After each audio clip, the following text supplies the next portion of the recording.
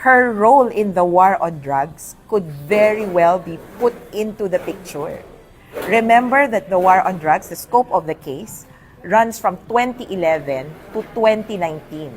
From 2011 to 2013, Sara Duterte was, I think, mayor of Davao. She was vice mayor from 2013 to 2016. Nagpalitan niyang mag-ama eh.